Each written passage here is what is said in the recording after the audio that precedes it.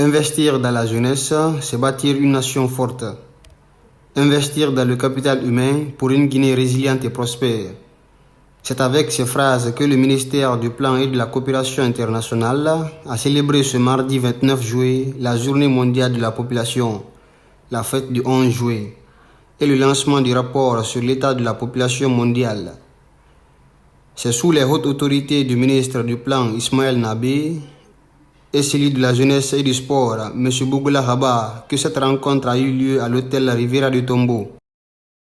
Au nom du ministre du Plan et de la Coopération internationale, c'est avec un profond joie et un sens de devoir institutionnel que je vous souhaite la bienvenue à cette cérémonie solennelle marquant la Journée mondiale de la population 2025.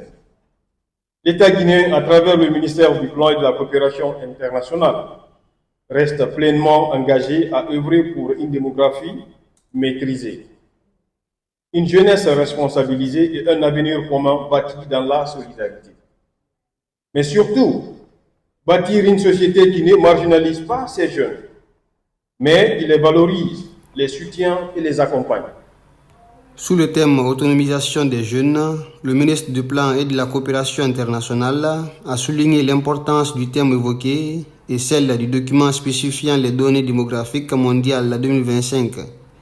Cette année, la Journée mondiale de la population revêt d'une résonance toute particulière. Le thème retenu pour le Fonds des Nations Unies pour la population, notre partenaire fidèle, est aussi invocateur qu'urgent.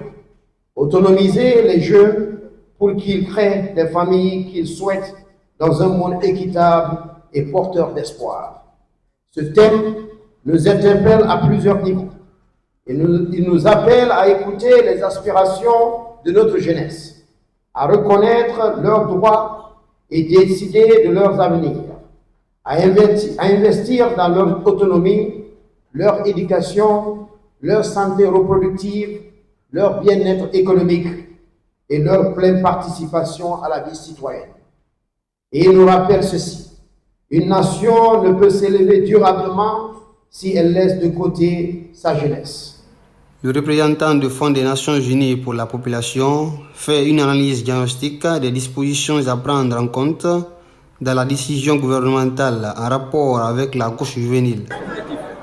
Je pense que 2025, c'est une année très importante en Guinée parce que le gouvernement est en train de finaliser l'élaboration du programme Simandou 2040 qui en fait donne la vision de développement du pays d'ici 2040, donc pour les 15 prochaines années. Et quand on établit un plan, disons, d'investissement et de développement qui garde à l'avenir sur une période si longue telle que 15 ans, il faut se poser la question: quel impact auront nos décisions d'aujourd'hui sur la jeunesse d'ici 15 ans? Ceux qui sont jeunes aujourd'hui, dans 15 ans, ils seront adultes, seront dans des positions clés de l'économie guinéenne, de la société guinéenne. Et donc, comme on aime dire au sein du UNFPA, c'est aujourd'hui, dans la décision d'aujourd'hui, qu'il faut se poser la question: quel impact ma décision aura sur les jeunes, sur la fille de 10 ans d'aujourd'hui? Donc, ce dont on est en train de parler au gouvernement et le dialogue avec le gouvernement et l'ensemble des parties prenantes, le Conseil national de la jeunesse, le secteur privé, c'est quelles sont les meilleures décisions à prendre aujourd'hui en termes d'investissement sur les services publics, sur les infrastructures, sur les opportunités, la création d'opportunités d'emploi, afin que la jeunesse d'aujourd'hui puisse s'épanouir et demain, étant adulte, pourront aider la jeunesse de l'avenir à s'épanouir à leur tour. Donc c'est vraiment un appel à cette solidarité intergénérationnelle parce qu'aujourd'hui on a aussi pris l'opportunité de lancer le rapport sur l'état mondial de la population qui nous dit que la véritable crise de la fécondité, c'est que la plupart des adultes n'ont pas pu avoir autant d'enfants qu'ils auraient souhaité.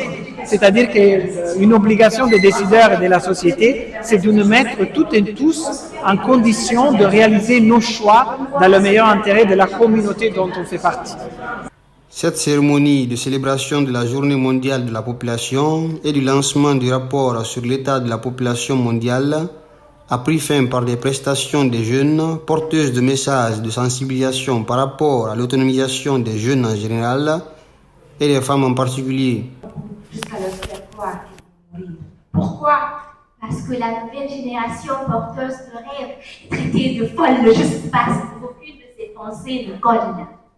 Les jeunes n'ont plus le droit de choisir. On leur impose et dès qu'ils s'opposent, les malédictions se posent. Et vous savez quoi?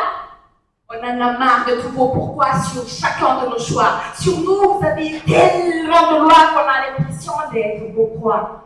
Réveillez-vous. Parce que le monde ne dort plus. Parce que même le silence est en train de hurler. Parce que vos règles sont devenues des blessures. Le mariage, ce n'est pas la solution. Se marier ne garantit pas d'éviter la galère. Laissez les filles être autonomes. Laissez les garçons apprendre avant de prendre. Arrêtez d'imposer, de forcer, de plier.